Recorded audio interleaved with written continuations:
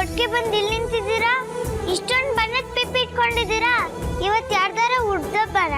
ಅಲ್ಲ, ಮತ್ತೆ ರಿಯಾ ಕೇಕ್ ಇಟ್ಕೊಂಡವಳೆ.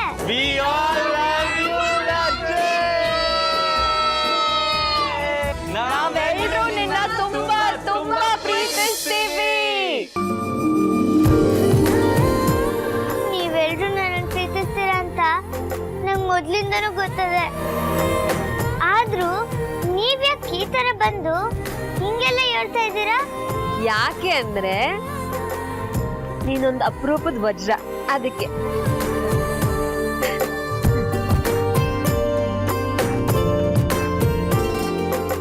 ನಮ್ಮ ಲಚ್ಚಿ ಅಪರೂಪದ ಚಿನ್ನ.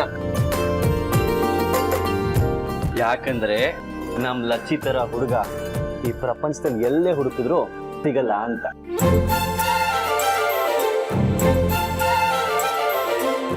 ನೀನು ಈ ಮನೆ ಅದೃಷ್ಟ. ಯಾಕೆ ಅಂದ್ರೆ ಲಚ್ಚಿ ಒಬ್ಬ ಪುಟ್ಟ ಹೀರೋ ಅಷ್ಟೇ ಅಲ್ಲ, ಈ ಮನೆ super man. Best body ever. ಅವ್ವಯ್ಯ, ಇದ್ಯಾಕ್ರಿಯಾ ಹುಡ್ಗರೆಲ್ಲ ಕೊಟ್ಟು ಬಡ್ಡಿ ಅಂತ ಬೈತಾ ಇದ್ಯಾ? ಲೋ, ಅದು ಬೈಯೋ ವರ್ಡ್ ಅಲ್ಲ. ಬಡ್ಡಿ ಅಂದ್ರೆ ಫ್ರೆಂಡ್ ಅಂತ. ಸ್ನೇಹಿತಂಗೆ ಬಡ್ಡಿ ಅಂತಾನೂ ಅಂತಾರ? ಓಕೆ ಓಕೆ, ಈಗ ಎಲ್ರೂ ಸೈಲೆಂಟ್ ಆಗಿ ಲಚ್ಚಿ ಕೈಲಿ ಕೇಕ್ ಕಟ್ ಮಾಡ್ಸೋಣ.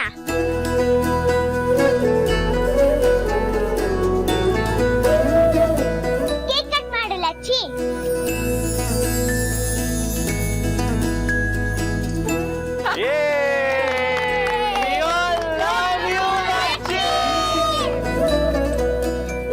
ಕಟ್ ಮಾಡು.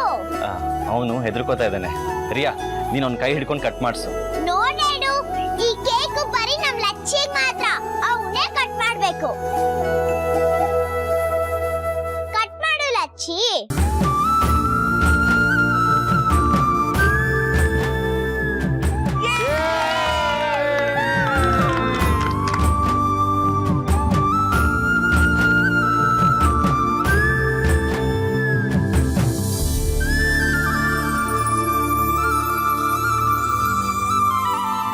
Thank you Lachchi.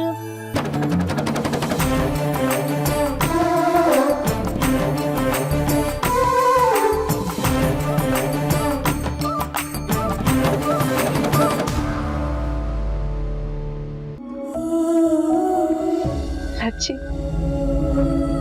ಇಷ್ಟು ದಿನ ನಾನು ನಿನ್ನ ಮಲತಾಯಿ ತರ ಟ್ರೀಟ್ ಮಾಡ್ತಾ ಇದ್ದೆ. ಆದ್ರೆ ಇನ್ ಮುಂದೆ ಹಾಗಾಗಲ್ಲ. ಇನ್ ಮುಂದೆ ನನಗೆ ಇಬ್ರು ಮಕ್ಕಳು. ಒಬ್ಳು ರಿಯಾ, ಇನ್ನೊಬ್ಬ ಲಚ್ಚಿ.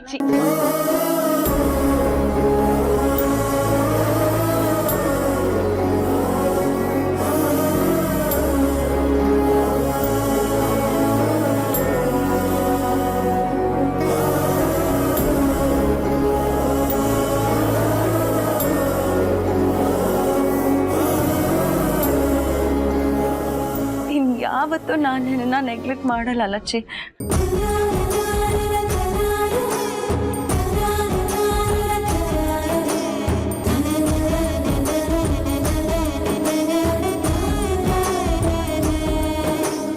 ಸರಿ, ನಾವೆಲ್ಲ ಸೇರಿ ಒಂದ್ ಫೋಟೋ ತಗೊಳ್ಳೋಣ. Very good idea.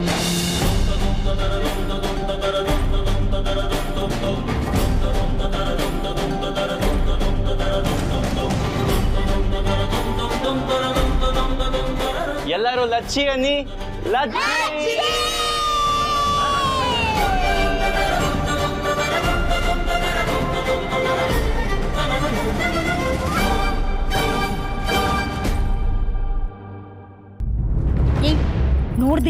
ನೋಡ್ದಿನ ಅಲ್ಲಿ ಏನ್ ನಡೀತಿತ್ತು ಅಂತ.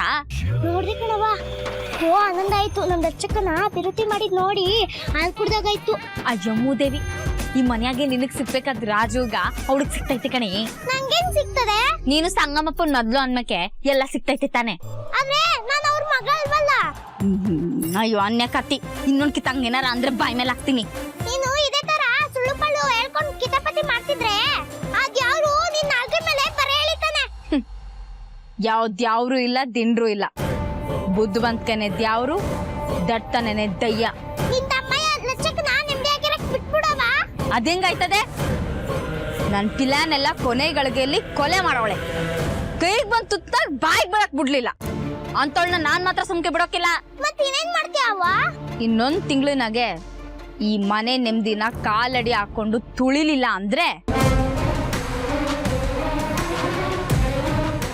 ಇದೇ ಮನೆಗೆ ನಿನ್ನ ರಾಜ್ಕುಮಾರಿ ಮಾಡ್ಲಿಲ್ಲ ಅಂದ್ರೆ ನಾನು ಸಂಕೆ ಹಳ್ಳಿ ಸಾಂತಾನೆ ಅಲ್ಲ. ಯಾವ್ರೇ ನಮ್ಮ ಅವ್ವನ್ಗೆ ಒಳ್ಳೆ ಬುದ್ಧಿ ಯಾವಾಗ ಕೊಡ್ತೀಯಪ್ಪ? ನೀ ಮನೆ ಪಟ್ಟದರ್ಸಿ ಆಗೋ ಗಂಟ ನಾ ಕೆಟ್ಟೋಳ್ ಅನ್ಸ್ಕೊಂಡ್ರು ಸಿಕ್ಕಿಲ್ಲ. ಅದಕ್ ನಾ ಯೋನ್ ಬೇಕಾದ್ರೂ ಮಾಡಕ್ ಸಿದ್ಧ.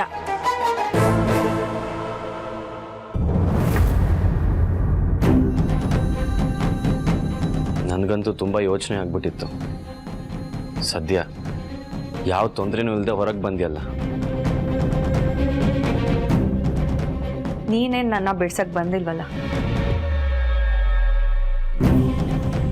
ಹೌದು, ಲಚ್ಚಿ ಕಷ್ಟಪಟ್ಟಿರೋದ್ರಿಂದ ನಾನಿಲ್ಲಿರೋದು. ಅದರಲ್ಲಿ ಯಾವ ಅನುಮಾನನೂ ಇಲ್ಲ. ಅವನೆಷ್ಟು ದೊಡ್ಡ ಸಹಾಯ ಮಾಡಿದನಂತ ಬಹುಶಃ ಅವನಿಗೆ ಗೊತ್ತಿಲ್ಲ.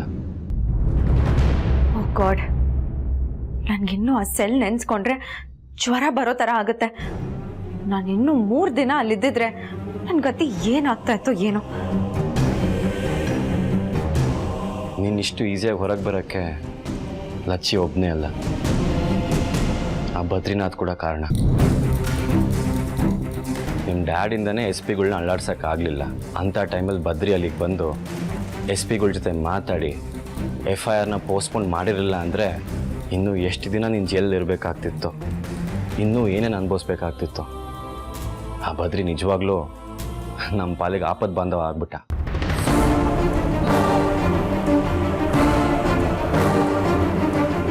ಈಗ ನಿಮ್ಮ ಖುಷಿಗೆ ಕಾರಣ ಪಾಪ ಅವನಿಗೆ ತನ್ನವರು ಅಂತ ಯಾರೂ ಇಲ್ಲ. ಅಪ್ಪ ಅಮ್ಮ ಅಣ್ಣ ತಂಗಿ ಬಂಧು ಬಳಗ, ಕೊನೆಗೆ ಪ್ರೀತಿಸಿದ ಹುಡುಗಿನೂ ಮೋಸ ಮಾಡಿಬಿಟ್ಟಿದ್ದಾಳೆ. ಹಾಗಂತ ಅವನ ಅನಾಥ, ಅವನಿಗೆ ಯಾರೂ ಇಲ್ಲ ಅಂತ ನಾವು ಅವನಿಗೆ ಫೀಲ್ ಮಾಡೋಕ್ಕೆ ಬಿಡಬಾರ್ದು. ನಾವೇ ಅವನಿಗೆ ಫ್ಯಾಮಿಲಿ ಆಗಬೇಕು. ಅವನ್ನ ಆಗಾಗ ಮನೆಗೆ ಕರೆದು ನಿನ್ನ ಜೊತೆ ನಾವೆಲ್ಲರೂ ಇದ್ದೀವಿ ಅಂತ ಹೇಳಬೇಕು.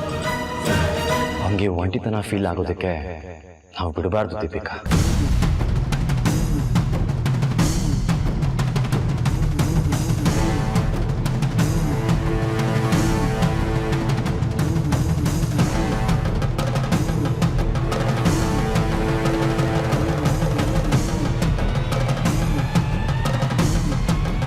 ದೀಪಿಕಾ, ನಿನಗೊಂದು ಮಾಡಿರೋ ಉಪಕಾರಕ್ಕೆ ಆದಷ್ಟು ಬೇಗ ಅವನ್ನ ಮನೆಗೆ ಕರೆದು ನೀನೊಂದು ಒಳ್ಳೆ ಟ್ರೀಟ್ ಕೊಡಬೇಕು.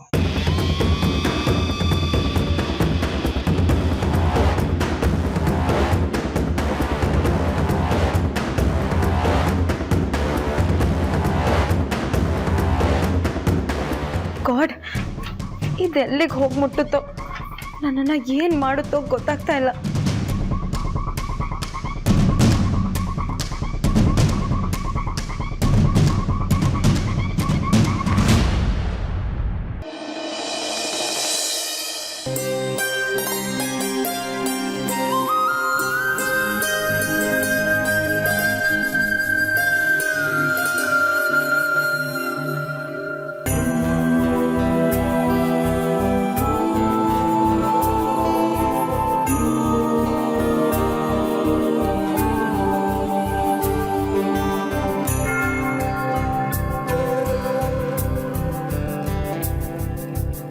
ಏನು ಬೇಸರ ಮಾಡ್ಕೋಬೇಡ್ರಿ.